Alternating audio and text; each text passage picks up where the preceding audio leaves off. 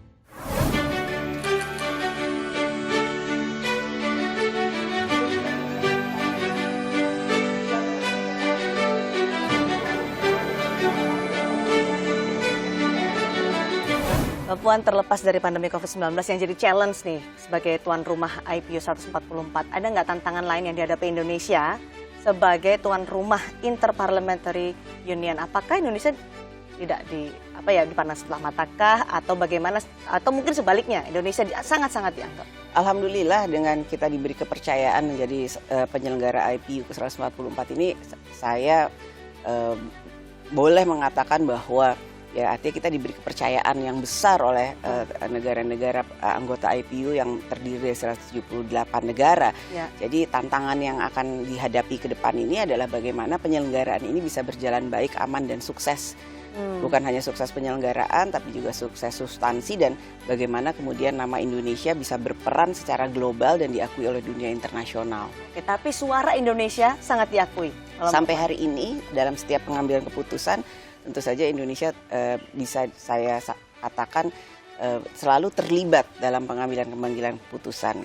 Apalagi ini tuan rumah ini ditunjuk ya, bukan inisiatif Indonesia kita mengusulkan apakah kemudian mereka menyetujui atau tidak gitu. Dan kemudian disetujui. Iya. Dianggap Karena Indonesia sangat, memang setiap penyelenggara IPU itu bisa saja beberapa negara mengusulkan negaranya untuk menjadi penyelenggara. Namun kemudian keputusan dari IPU yang kemudian memilih atau menyetujui negara mana yang kemudian menjadi penyelenggara. Jadi bukannya hanya kita saja, banyak sekali negara yang ingin menjadi tuan rumah IPU. Banyak, dan ternyata Indonesia yang dipilih untuk tahun ini. Ya, 144.